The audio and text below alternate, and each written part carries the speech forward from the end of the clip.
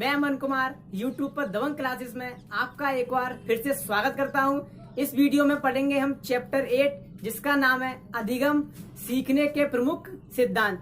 Chapter 8 है जिसका नाम है अधिगम सीखने के प्रमुख सिद्धांत। यानी इस वीडियो में हम जो अधिगम के प्रमुख सिद्धांत हैं उनके बारे में जानेंगे, जिससे कि एग्जाम में अधिकतर क्वेश्चन पूछे जाते हैं। तो चलिए शुरू करते हैं।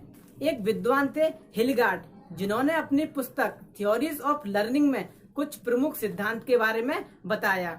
एक विद्वान थे जिनका नाम है हिलगार्ड। इन्होंने अपनी पुस्तक थ्योरीज ऑफ लर्निंग में कुछ अधिगम के प्रमुख सिद्धांत के बारे में बताया, जिसमें से पहला है थॉर्नडाइक का सीखने का नियम, दूसरा है संबंध प्रतिक्रिया सिद्धांत, तीसरा है प्रबलन सिद्धांत, चौथा है सूझ या अंतर्दृष्टि का सिद्धांत और पांचवा है स्किनर का सीखने का सिद्धांत। तो ये 5 सिद्धांत हिलगार्ड ने अपनी पुस्तक थ्योरीज ऑफ लर्निंग में दिए थे। कुछ अन्य विद्वान भी थे जिन्होंने कुछ सिद्धांत के बारे में बताया, जिसमें से पहला है प्याजे का सिद्धांत, दूसरा है ब्रूनर का सिद्धांत और तीसरा है वाइगोत्स्की का सिद्धांत। तो ये अधिगम के प्रमुख सिद्धांत हैं जिनके बारे में हम एक एक करके बड़े ही अच्छे से जानेंगे। तो चलिए सबसे पहले जानते हैं पहला सिद्धांत, जिसका नाम है थॉर्नडाइक का सीखने का सिद्धांत। जो पहला सिद्धांत है वो थॉर्नडाइक का सीखने का सिद्धांत है। थॉर्नडाइक का पूरा नाम है E.L. थॉर्नडाइक और इनकी एक पुस्तक है जिसका नाम है शिक्षा मनोविज्ञान। जो E.L. थॉर्नडाइक है उनकी एक पुस्तक है शिक्षा मनोविज्ञान, जिसमें इन्होंने एक नए सिद्धांत का प्रतिपादन किया था। जो E.L. थॉर्नडाइक हैं उन्होंने अपनी पुस्तक शिक्षा मनोविज्ञान में एक नए नियम, एक नए सिद्धांत का प्रतिपादन किया था, जिनको हम अन्य नाम से भी जानते हैं। जो थॉर्नडाइक के सिद्धांत हैं उनको हम अन्य नाम से भी जानते हैं। तो देखते हैं कौन कौन से नाम हैं, जिसमें से पहला नाम है थॉर्नडाइक का संबंधवाद, दूसरा है संबंधवाद का सिद्धांत, तीसरा है उद्दीपक प्रतिक्रिया सिद्धांत, चौथा है सीखने का संबंध सिद्धांत और पांचवा है प्रयत्न एवं भूल का सिद्धांत। थॉर्नडाइक के इन सिद्धांतों को आप बड़े ही ध्यान से और अच्छे से देखें, क्योंकि एग्जाम में अक्सर यहीं से कंफ्यूजन होती है। जो एग्जाम होता है उसमें कंफ्यूजन अक्सर यहीं से होती है, क्योंकि जो थॉर्नडाइक का सिद्धांत है वो इस नाम से ना पूछ करके इन नामों से भी पूछ लेता है। जैसे कि पूछ लेगा कि संबंधवाद का सिद्धांत किसने दिया है या उद्दीपक प्रतिक्रिया का सिद्धांत किसने दिया है, तो यहीं पर हम कंफ्यूज हो जाते हैं। इसीलिए इन नाम को आप एक बार जरूर देखें और याद रखें। आगे जानते हैं प्रयोग। थॉर्नडाइक ने अपने सिद्धांत को सिद्ध करने के लिए अपना जो प्रयोग किया था वो भूखी बिल्ली पर किया था।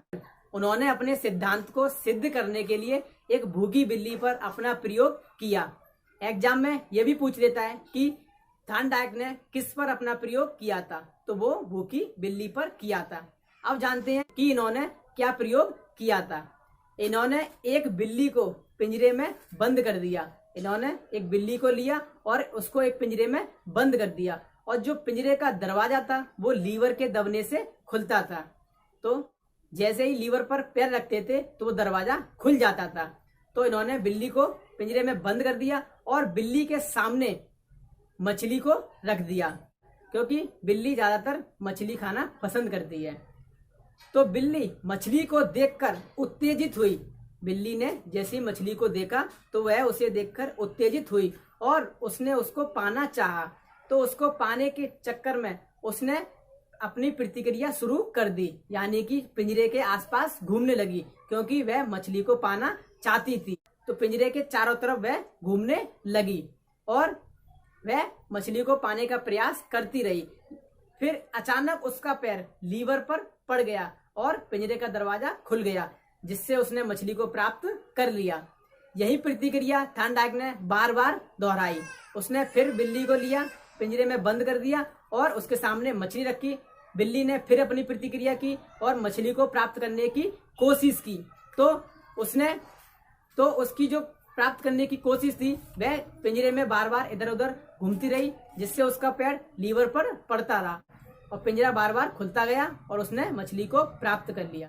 एक बार ऐसी स्थिति आई कि बिल्ली यह जान गई थी कि पिंजरे का दरवाजा लीवर के दबने से खुलता है। जो बिल्ली थी वो बार बार प्रतिक्रिया कर रही थी, जिससे उसे पता चल गया था कि जो लीवर का दरवाजा है वह दबने से खुलता है।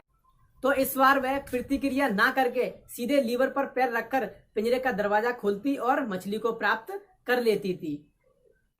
अब अपने आप पर ही देख लीजिए कि अगर हमारे सामने एक ऐसी वस्तु रखी है जो हमें बहुत ही पसंद है, तो उसे हम पाने का प्रयास जरूर करते हैं और सोचते हैं कि उस वस्तु को कैसे प्राप्त कर सके और उसके लिए अनेक प्रतिक्रियाएं करते हैं। तो इसी प्रकार बिल्ली ने भी मछली को पाने के लिए अनेक प्रतिक्रियाएं की, जिससे प्रतिक्रियाएं कर करके वह जान गई थी कि जो पिंजरे का दरवाजा है वो लीवर के दबने से खुलता है। तो इस प्रकार इस सिद्धांत का अर्थ यह भी हुआ कि अगर हम किसी कार्य को बार बार करते हैं और उसमें गलतियां कम होती जाती हैं, तो यह प्रयास और त्रुटि का सिद्धांत भी कहलाता है। तो ये था थॉर्नडाइक का भूखी बिल्ली पर प्रयोग। आगे जानते हैं उद्दीपक, जिसको इंग्लिश में स्टिमुलस कहते हैं। जो उद्दीपक है उसे इंग्लिश में स्टिमुलस कहते हैं। किसी वस्तु को देखकर आकर्षक होना, यानी उद्दीपक का मतलब होता है कि किसी वस्तु को देखकर उसकी तरफ आकर्षित या उत्तेजित होना। आगे है प्रतिक्रिया, जिसको इंग्लिश में कहते हैं रेस्पॉन्स। उद्दीपक को देखकर की गई क्रिया प्रतिक्रिया कहलाती है, यानी कि जो उद्दीपक था उसको देखकर की गई क्रिया प्रतिक्रिया कहलाती है। जो प्रयोग किया था थॉर्नडाइक ने, उसमें जो मछली थी वो बिल्ली के लिए उद्दीपक था और बिल्ली ने मछली को पाने के लिए जो क्रिया की थी वो प्रतिक्रिया थी, यानी कि उद्दीपक और प्रतिक्रिया। तो इस प्रकार उद्दीपक और प्रतिक्रिया के बीच संबंध स्थापित हुआ, इसीलिए इस सिद्धांत को हम उद्दीपक प्रतिक्रिया के सिद्धांत के नाम से भी जानते हैं। इस प्रकार इस सिद्धांत का जो अर्थ निकल के आया वो है एक विशिष्ट उद्दीपक को देखकर एक विशेष प्रकार की प्रतिक्रिया के लिए प्रेरित होना, यानी कि एक विशिष्ट उद्दीपक, यानी उद्दीपक ऐसा होना चाहिए जिसको देखकर हम उसके प्रति उत्तेजित हो जाएं या फिर उसके प्रति एक प्रतिक्रिया करने के लिए प्रेरित हो जाएं। तो ये था इस सिद्धांत का अर्थ। तो इस वीडियो को आप एक बार रिवाइज करके जरूर देखें, क्योंकि एग्जाम में इस सिद्धांत से अक्सर क्वेश्चन पूछ लिया जाता है। जैसे कि मैंने पहले ही बताया था, जैसे कि नामों में कंफ्यूजन कर देता है, जैसे कि नाम बदलकर पूछ लेता है, जैसे प्रयत्न एवं भूल का सिद्धांत किसने दिया, या सीखने का संबंध सिद्धांत किसने दिया, या संबंधवाद का सिद्धांत किसने दिया, या फिर थॉर्नडाइक ने अपना सिद्धांत किस पर प्रयोग किया। तो इसीलिए इस वीडियो को आप एक बार दोबारा रिवाइज करके जरूर देखें और अच्छे से समझें।